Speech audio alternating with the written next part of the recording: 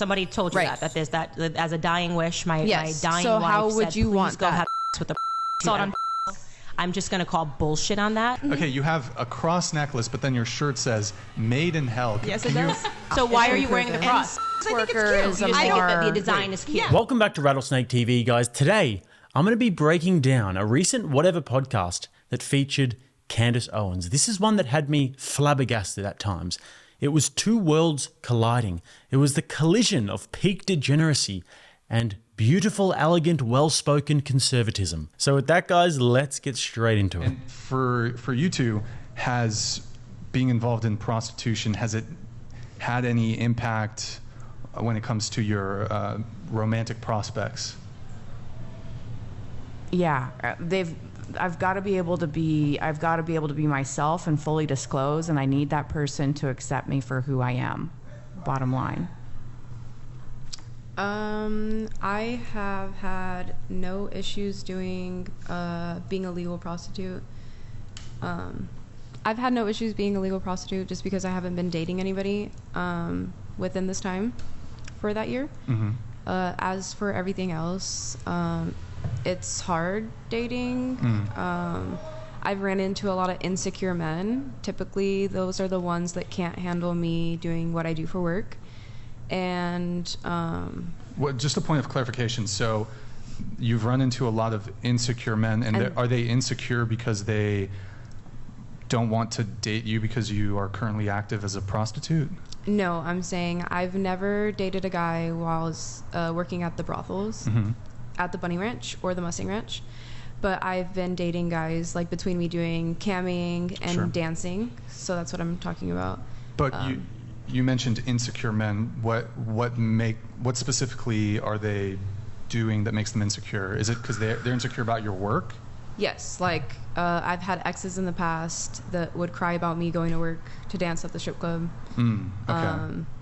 I've had guys try to control like what I wear and say that I can't work at strip clubs or do OnlyFans or whatever. As a sex worker and everything that you do, if you fell in love and you found someone and they asked you to stop.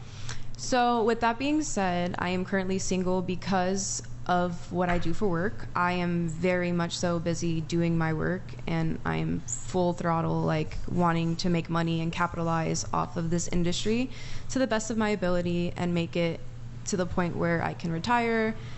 And then it's like also making this much money and doing what I do for work, it puts me in a position to be able to meet the type of guys that I want to meet, right? The higher end type of guys. And maybe later on down the line, not anytime yet, I would be open to it if I find everything happens for a reason. You know, never say never, but like if I found Prince Charming or something one day and he didn't want me doing this anymore, or I wouldn't be doing this anyways. I want to retire from it at one point. And then eventually maybe. And when you say high-end men, what do you mean by that? Like high-value men? Yes, high value. Or men with a lot of money? High value. Guys, if you're enjoying this video and if you appreciate these long-form breakdowns, then don't hesitate to hit that like button just below. And also, subscribe to the channel because this is what we do, and I'd love to have you. Back to the clips. For men, sex is just sex. But like spending time with a woman and like buying her things and like going on trips with her is like different than having sex with just random people. And that's why they were like in an open relationship or whatever. Can I just have you scoot your mic that way a little bit? Yeah, perfect.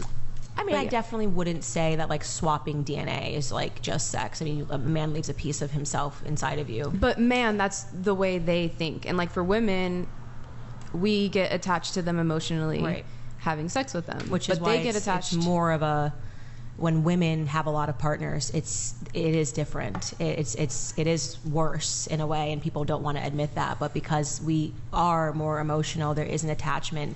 It isn't just sex for women. You know, I think women are damaged by those relationships, Women like to think, because of the social simulation, that it can just be sex, it's whatever. Non-committal, the only people that benefit from that lie are men. It is not great to have sex and have a man not call you back. It doesn't feel good. It doesn't matter if a BuzzFeed article says it does. I had a wonderful weekend and this is why I had sex and didn't worry about it.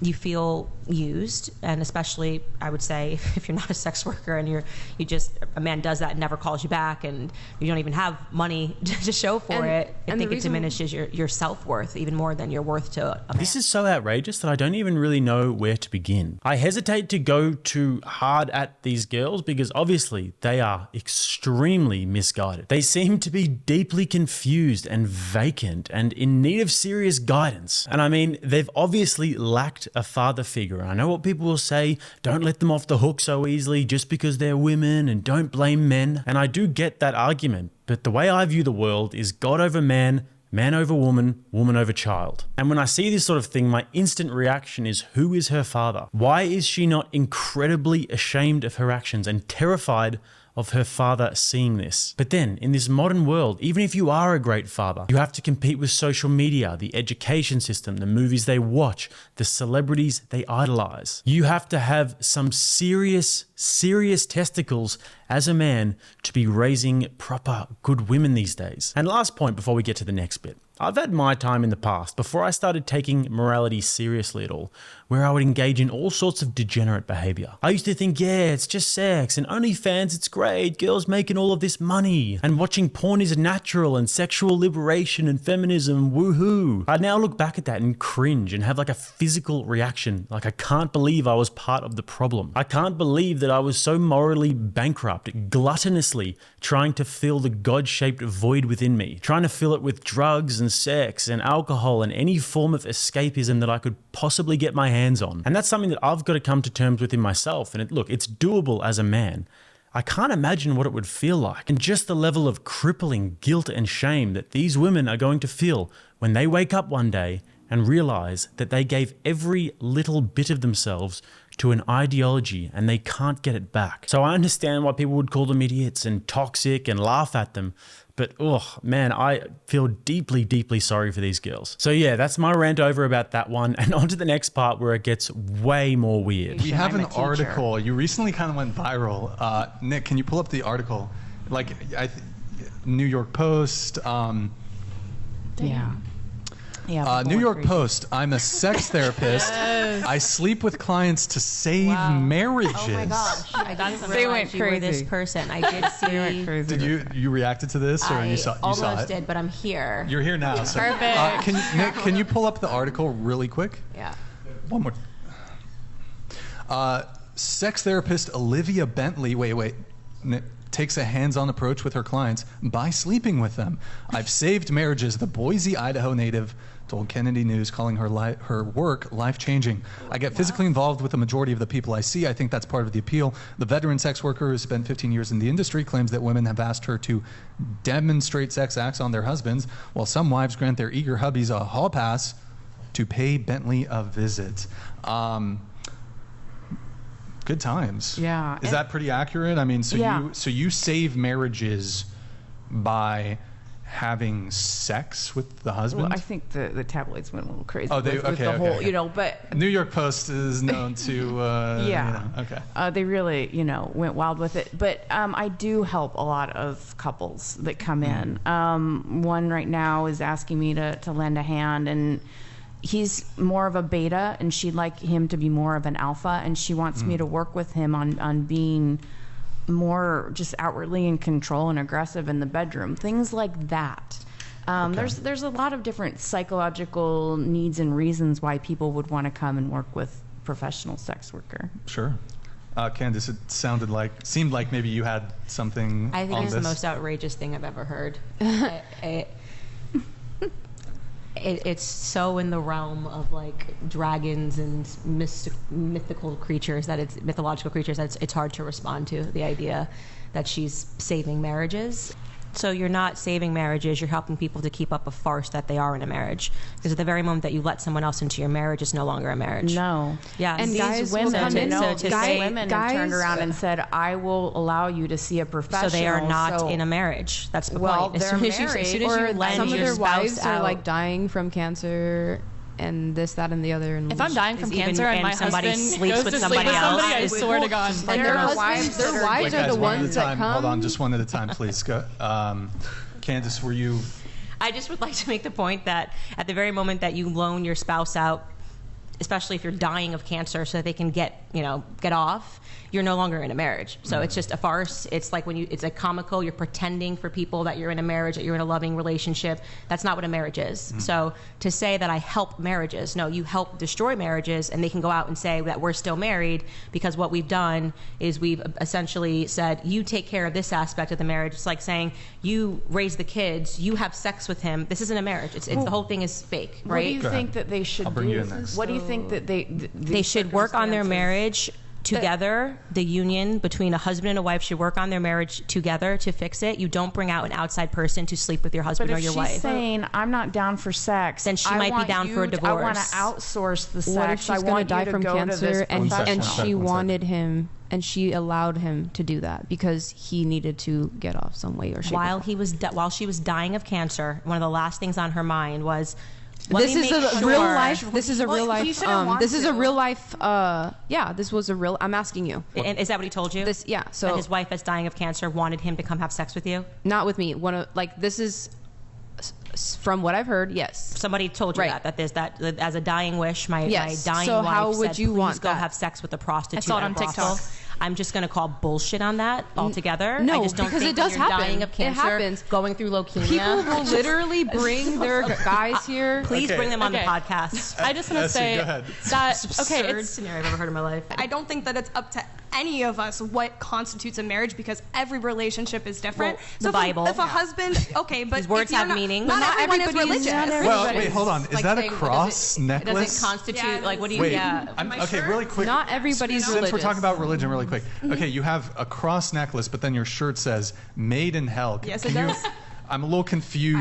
Ironic. Can you? I mean, I'm a little confused. the stone is red, so it matched, you know. But why are you wearing a cross on your neck? Are you color coordinating with your neck? Because I don't see a cross as religious, so Okay. I Just thought like you necklace don't was see a cute. marriage as religious. So, these I don't words think that a they don't marriage- have meaning. This is why it's like we're at a stage where people are like, what is a woman? Because they just go, well, we're going to call it a marriage, but we're going to sleep with other people. We're going to bring in prostitutes. We're going to outsource raising the kids, or we're never going to have kids. You're calling it a family. It's not a family, and this is what it is. The words have no meaning, right? I'm wearing the cross. Why? I don't know. I don't think of it as religious. Okay, well, Jesus Christ died on the cross. you think that. That's what you think. Wait. It's That's been what you proven. think. So why It's are been you wearing the proven. cross? Sex Because I think it's workers cute. You just are think that the more- design is cute.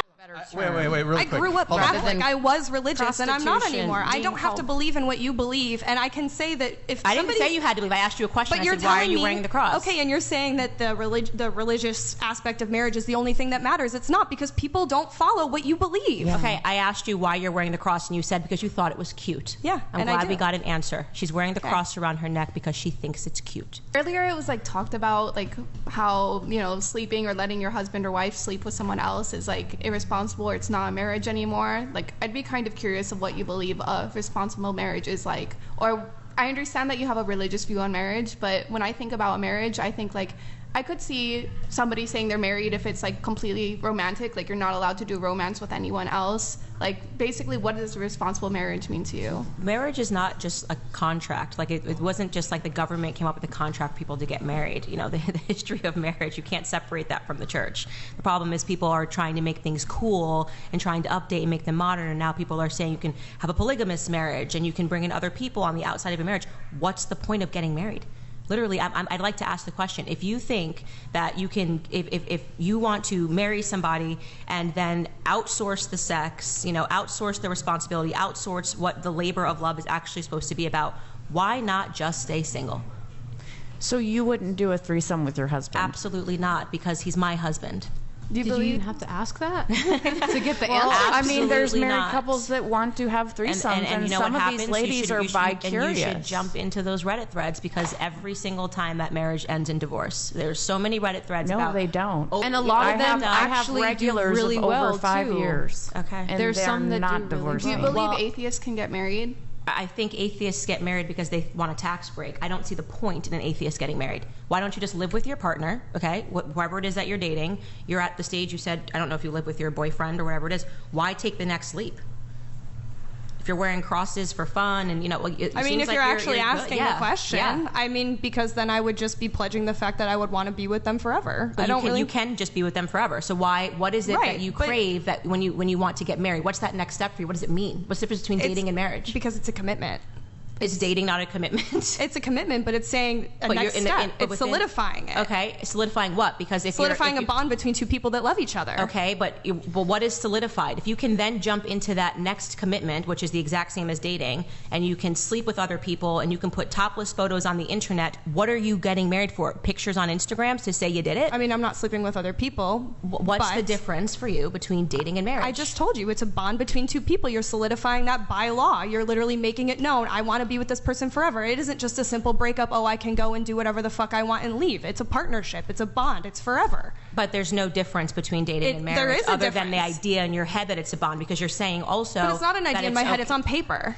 Oh, okay, it's the paper. And that was the But point it's I was not a making. but I'm saying it's piece not of a paper. tax break. It's a legal And- thing. and I think I'm for people that are connecting to committed- somebody for the rest of my life. Yeah, well, I think for people that think about marriage and don't think about a cross as something funsy to wear, it's not a piece of paper. It is a union between a man and a woman, a sacred union that should be protected from external forces.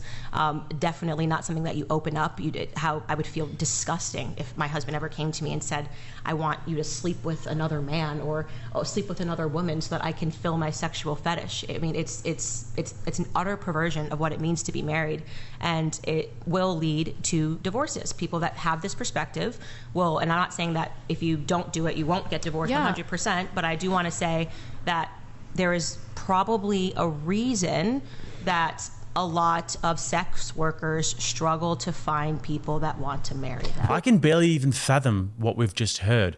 How can somebody think that it's actually a good thing to be sleeping with a man while his wife is dying of cancer? And why do young girls, and this is so common these days, think they're really cool appropriating religious symbology and embracing Satan and hell? Well, I mean, I know why, because just look at the celebrities that they worship. Look at these false idols that are constantly twerking on the devil and dressing up like Satan. They're not being edgy or different or subversive. They're just copying what they see on TV. And all it shows is how unoriginal and hive-minded they are. And this is a sickness, and it's the product of an inescapably pathological messaging that we give to young women in our society these days, and it goes way deeper than this. They're constantly bombarded with TikTok videos and Nicki Minaj and Cardi B songs about being a bad bitch and WAP, and you can do anything a man can do. Nigga, eat this ass like a plum. This tight like a nun. And then these people are held up as the progressive standard. And all of the celebrities that they look up to push the exact same messaging like programmed bots because they sold their soul for money and fame. And if you don't push that messaging, then you can't get rich and famous in that environment. You have to drink the Kool-Aid. That's why there are no conservative pop stars. And then they're bombarded with the message of feminism. You can do anything a man can do. Go be an independent woman. And you must avoid the oppression of being a wife and a mother at all costs. And hey, even if you do get pregnant, you can just get rid of it. It's just a clump of cells. It's just healthcare. And make sure you never ever respect the authority of a man, because they have oppressed you throughout history. And following the lead of a man will keep you naked and barefoot in the kitchen. And then somebody like Candace Owens comes along and she espouses traditional and conservative values, and she's crucified for it. I mean, of course, all of those factors are going to result in what we are seeing with the modern woman. As a young woman these days, you got to have your head on a swivel, guys.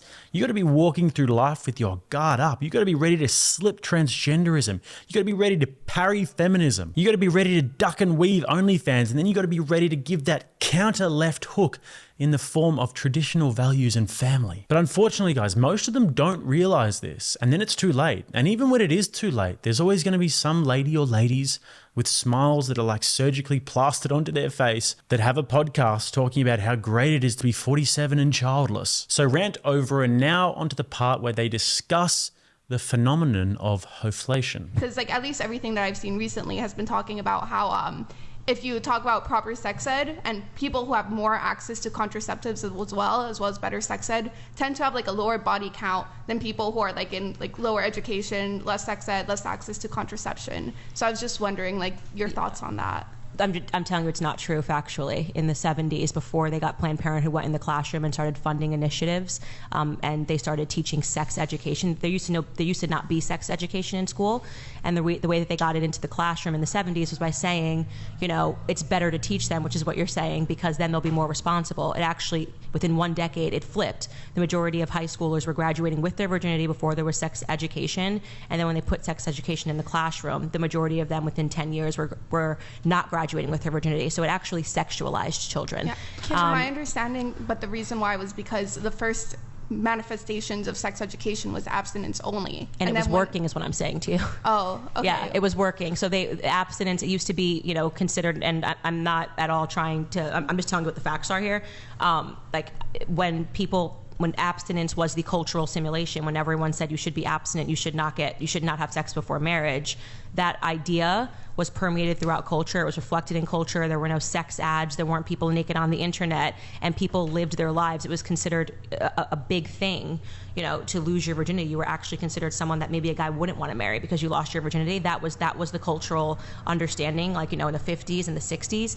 And then in the 70s, you had this fourth wave of feminism that reared its ugly head and started associating sexual promiscuity to freedom, and things completely flipped. Again, I'm just giving you a historical analysis of what happened in the classroom. Yeah, I'd without be interested. Commentary. Yeah, Hold on. It's okay if you. Sorry, I'll just finish. Make it quick if you can. Yeah, I'd be interested to see like where exactly you're getting that from. If like later you can tell me or whatever. Thomas Sowell, Inside the Education System, and he has Okay. all of the sources listed in the back of the book. Okay, because at least in modern day, do you think that any of that has flipped or no? No, I think we've become, you know, there was, to use a term, I was actually talking about this yesterday on a podcast. I thought it was pretty brilliant. But Paul Joseph Watson, I love his YouTube stuff, and he started talking about hoflation, which is like That's a thing. actually hilarious, which he's saying that men used to have to do a lot less and get a very high value woman. He's like, so think about your grandparents and your grandmother. She was a high value woman. She raised the kids. She was conservative. She was beautiful, all of these things. And now we live in this moment where everyone's kind of a hoe, and you have to work harder to get a woman that doesn't have any self-respect or any value. And I just thought it was a really interesting video. It was obviously funny, but he was saying something. And we live in hoflation now, where everybody in their own capacity is selling their bodies. And unfortunately, these are the options that men have. No, I'm not saying, it's stunning to me that women talk about what men need to be and what men need to be, but I think just kind of the complete disintegration of when I look at, you know, what my grandmother looked like in pictures. She passed in 2013, and just how classy and how beautiful and how much I wanted to be like her. And now I look at, you know, women today, and I just think, man, I feel bad for guys, like, you know, that the pool's getting smaller, but also it's really positive for women that are conservative, and, you know, who it means that you're part of, you know, maybe a smaller pool of individuals. I see it a lot more in the South, and that men should aspire to pursue those women, absolutely, to raise their families and, you know, to raise their kids. Do you co-sign on the hoflation Oh yeah, theory? I believe. Yeah, Oh. the women today are very low value, and so it's funny because the simulation is like men ain't shit is kind of the thing everybody's saying. Don't need a man, and it's funny that someone brought up Beyonce because she's living the exact opposite of what she's singing. She's just making money because she knows how to make money in a hoflationary environment. You know, smart woman. Speaking of hoflation, I mean, we're always trending apparently, right? Because Who's we? hoes.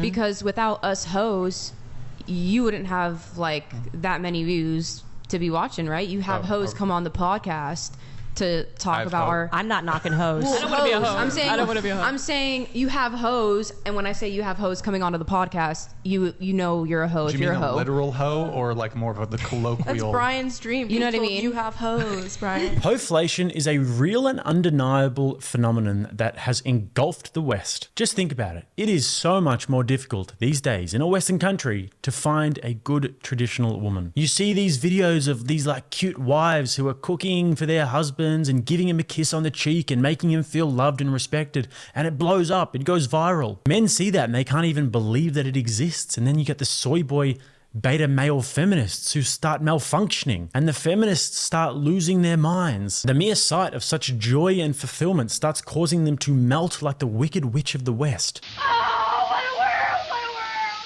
Who would have thought a good little girl like you could destroy my beautiful wickedness? But 60 years ago, guys, this was just the norm. Men and women just inherently knew how to complement each other, and households were therefore much more cohesive, and families actually stayed together. And as I sit here in Europe, in this part of the world, that still exists. People here are, for the most part, rooted in faith. But also, one of the main factors is that this is a product of the success and prosperity of Western countries. In countries like Turkey, for example, where you have political and civil unrest, life is hard. The economy isn't going so good. So these people absolutely 100% need family. They need to be able to work together and rely on each other and lean on each other. Furthermore, women aren't out here saying, oh, I want to be an independent woman and focus on my career and not have a family. Although that does exist, but they understand that they need a man to get by and to have a family and to be a unit and to tackle this difficult life together, just as men know that they need a woman. And being old and single and childless is actually frowned upon. It's pretty shameful. In the West, though, it's encouraged and it's glorified, which is obviously going to just tear at the fabric of society. So it seems to me that there's this cyclical sort of societal phenomenon that takes place where difficult times create strong family units. And as a society starts to get better and more wealthy and life becomes easier, the family unit starts to get weaker. Until, of course, life gets hard again and then the families need each other and they bind together once again. Anyways, on to the last bit. Let's talk passport bros. Modern Life Dating donated $199. Hey Candace. Thank you for being a voice of common sense and a good representation of being a decent woman in today's modern perverse time. What are your thoughts on the passport bro movement of men leaving America for better wives abroad? Hey, John, thank you very much for the TTS. I see why. Maybe a brief little snippet on this, if you Yes. Yeah, I think that you can find higher quality women in other places. Like, I married an Englishman.